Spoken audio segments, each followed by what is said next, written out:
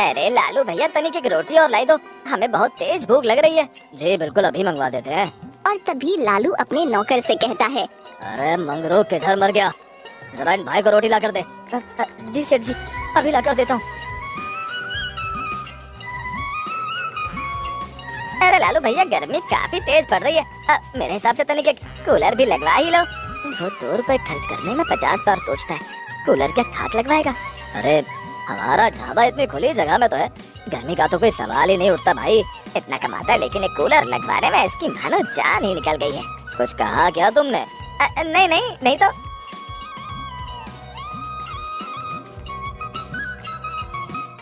कितने रुपए हो गए सेठ जी?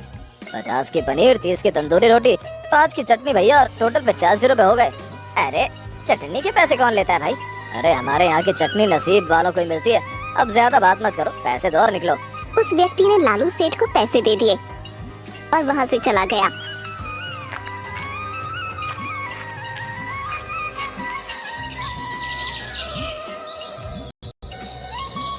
शाम को लालू सेठ और उसका नौकर ढाबे को बंद करके घर चले जाते हैं। जैसे ही लालू सेठ अपने घर आता है कि तभी उसकी बीवी विमला उससे गुस्से में बोलती है, अजी सुनते हो, मुझे कूलर चाहिए घर में। गर्मी कितनी तेज पड़ रही है, मुझसे नहीं होता ऐसी गर्मी में काम। मैं कुछ नहीं जानती, मुझे एक कूलर ला कर दो। अरे कूलर की क्या जरूरत है भाई, ये मंगरू है ना तुम्हारी हवा करने के लिए। क्यों मंगरू? जी मालिक। मैं कुछ नहीं जानती, मुझे कूलर ला कर दो।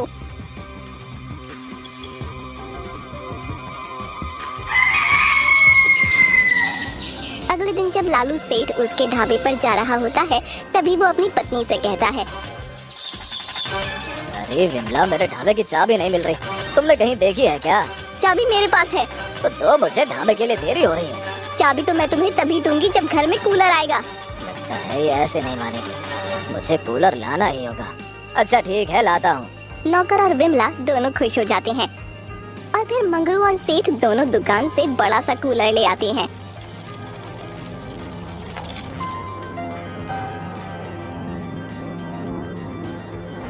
अरे अब तो मेरे ढाबे की चाबी दे दो मुझे। ये लीजिए चाबी। लालू सेठ और मंगरू चाबी लेकर अपने ढाबे की तरफ निकल जाते हैं। इधर विमला घर पर बिंदास अपना कूलर चलाकर मस्त ठंडी ठंडी हवा खाने लगती है और गाना गाने लगती है, आजा शाम होने आई, मौसम ने ली अंगड़ाई, ला ला ला ला ला ला।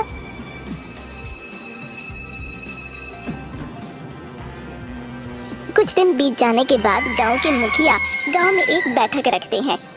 उस बैठक में गांव के सभी लोगों को आने के लिए बोलते हैं। देखो गांव वालों, सभी जानते हैं कि मैंने सबको यहाँ क्यों बुलाया है। गांव में कूलर चोरी हो रहा है और ये बड़ी ही गंभीर समस्या बनती जा रही है। अरे मुखिया जी, कूलर तो छोड़ो, कूलर के ऊपर मेरा कच्चा रखा था, वो भी कोई लेकर भाग गया। मुखिया जी, कूलर मिले ना मिले, इसका कच्चा जरूर दिलवा देना। सभी लोग जोर जोर से हंसने लगते हैं। ये मजाक का विषय नहीं है, हमें कुछ करना चाहिए, वरना ऐसे ही पूरे गांव में कूलर चोरी हो जाएंगे और हमें और भी अधिक चौकन्ना होना पड़ेगा। ये सभी बातें पेड़ के पीछे से मलखान सिंह का एक आदमी पिंकू सुन लेता है और ये सारी बातें जाकर मलखान सिंह को बता देता है। तभी मलखान सिंह का आदमी पिंकू मलखान सिंह को गांव की सारी बातें बताने लगता है। मालिक जी। अरे क्या हुआ पिंकू, इतना हाफ क्यों रहा है? अरे मालिक, जब मैं गांव से आ रहा था तभी मैंने देखा कि मुखिया गांव वालों से कुछ बात कर रहा है। लगता है गांव वाले और भी अधिक चौकन्ने हो गए हैं। अबे अगर ऐसी बात है तो हमें भी सावधानी बरतनी पड़ेगी। अगर इनको पता चल गया तो ये हमारा मार मार कर भरता बना देंगे।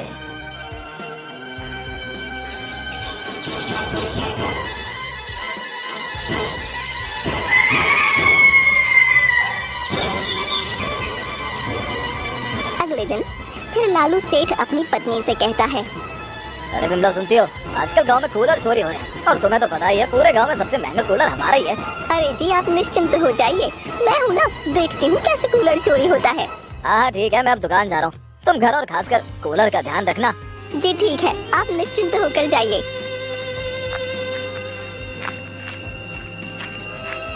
एक दिन कुछ गांव वाले नुक्कड़ पर चाय पीते हुए बातें करते हैं। अरे भाई सुना है आपने, लालू सेठ ने बहुत महंगा कूलर लिया है? अरे हाँ भाई, पूरे 25,000 का है। ये सभी बातें दूर से मलखान सिंह का आदमी सुन लेता है और जाकर सारी बात उसको बता देता है। अरे मालिक, सुना है गांव के लालू सेठ के यहाँ बहुत महंगा कूलर है। क्या सच में? अरे हाँ मालिक जी, पूरे 25,000 का है। तो चलो आज इसका ही कूलर चुराया जाए। दोपहर के 1 बजे मलखान सिंह और उसके कुछ आदमी लालू सेठ के घर में घुस जाते हैं। मालिक देखो, पूरा कूलर, कितना बड़ा कूलर है ये तो। इस समय विमला नहाने के लिए बाथरूम में गई थी। मौके का फायदा उठाकर मलखान सिंह ने वो कूलर चोरी कर लिया और अपने अड्डे पर ले गए।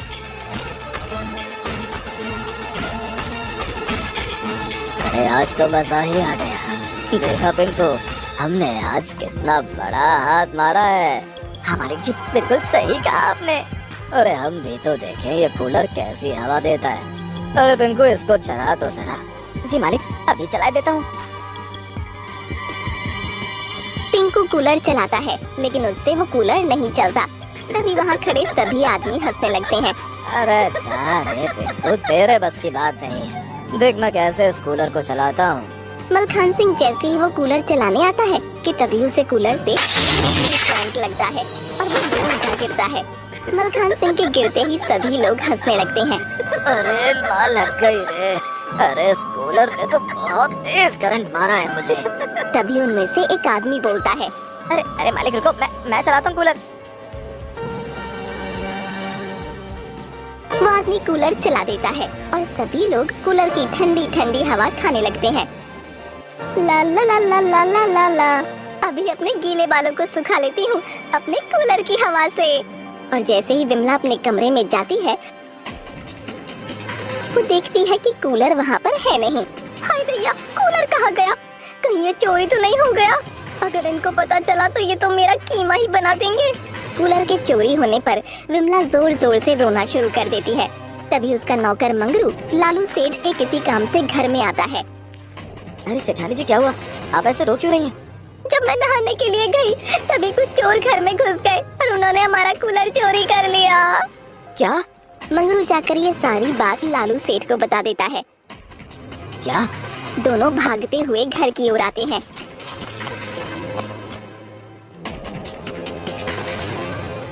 और कूलर चोरी होने की वजह से लालू सेठ विमला पर गुस्सा करता है। तभी मंगरू बोलता है, सेठ जी, अब सेठानी जी को डांटना बंद भी कीजिए।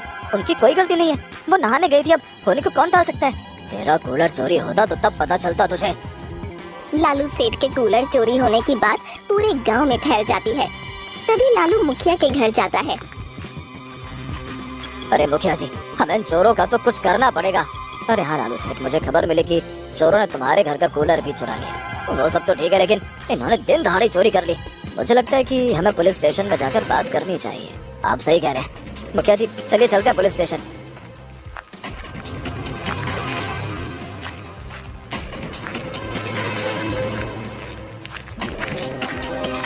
पुलिस स्टेशन पहुंचते ही लालू सेठ और मुखिया ने कूलर चोरी होने की सारी बात इंस्पेक्टर को बता दी। अच्छा तो ये मामला है। ठीक है मुखिया जी, आप अपनी FIR लिखवा दीजिए, बाकी हम देखते हैं कि इस कूलर चोर का क्या करना है। ठीक है इंस्पेक्टर साहब, इन हरामखोरों को जल्दी पकड़िए। इधर मुखिया और लालू पुलिस स्टेशन में अपनी FIR दर्ज करवाते हैं। उधर मलखान सिंह चोर पिंकू से बोलता है, अरे पिंकू, अब किसके घर चोरी करनी है? मालिक, अब तो केवल मुखिया जी का ही घर बचा है। तो ठीक है, फिर आज रात ही मुखिया के घर का कूलर हम चोरी करके अपने यहाँ पर ले आते हैं। जी मालिक। अब सिर्फ इस गांव का एक ही कूलर बचा है, इसको चोरी करके इन सारे कूलर को अच्छे दामों में बेच दूंगा। ये कहकर मलखान सिंह जोर जोर से हंसने लगता है।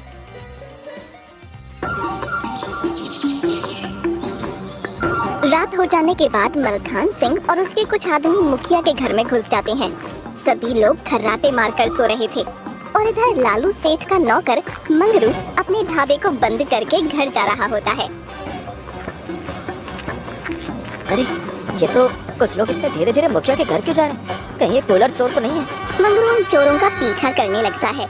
चोर मुखिया के घर के अंदर घुस जाते हैं और कूलर चोरी करने लगते हैं। मंगरू ये सब चुपके से देख रहा था। अरे ये तो कूलर चोरी कर रहे हैं, मुझे जल्दी पुलिस को बुलाना होगा। ये कहकर मंगरू जल्दी से पुलिस को बुलाने चला जाता है। और इधर मलखान सिंह कूलर चोरी कर ही रहा होता है कि तभी अचानक उसके हाथ से कुछ सामान जमीन पर गिर जाता है, जिसकी वजह से मुखिया की नींद खुल जाती है। अरे कौन है? अरे ये तो कूलर चोर है। मुखिया जोर जोर से चिल्लाने लगता है। चोर चोर! अरे गांव वालों जल्दी उठो। मुखिया के चिल्लाने की आवाज सुनकर वो चोर वहाँ से भागने लगे कि तभी मुखिया अपनी लाठी लेकर उनको पकड़ने के लिए उनके पीछे आता है। और इतने में इंस्पेक्टर भी मुखिया के घर पहुँच जाता है। कहाँ तक भागेगा रे मलखान सिंह? बहुत होगी तेरी शान पट्टी। कूलर की हवा तो बहुत खा ली, चल अब थोड़ी जेल की हवा भी खा ले। मुझे छोड़ दो, मुझे जाने दो। आइंदा ऐसी गलती नहीं करूंगा। तूने गलती नहीं, बहुत बड़ी गलती की है। चल अब चुपचाप तेरे अड्डे पर ले चल, हम भी देखें तूने कितने कूलर की हवा खाई है। मलखान सिंह चोर पुलिस इंस्पेक्टर और सभी गांव वालों को अपने अड्डे पर ले जाता है। अरे विमला, वो देखो अपना कूलर। हाँ जी। इंस्पेक्टर सभी गांव वालों के कूलर छुड़ा देता है। अरे इंस्पेक्टर साहब, एक बात बताइए, आपको कैसे पता चला कि हमारे घर चोरी होने वाली है? मुझे मंगरू ने सारी बातें आकर बता दी थी। अरे वाह मंगरू, तुम बहुत होशियार हो भाई, मगर मुझे तो सेठ जी नालायक कहते हैं। मंगरू की ये बात सुनकर सारे गांव वाले हंसने लगते हैं। अरे चलो कांस्टेबल, ले चलो इन लोगों को। अब तुम्हें कूलर क्यों नहीं, जेल की हवा खिलाते हैं।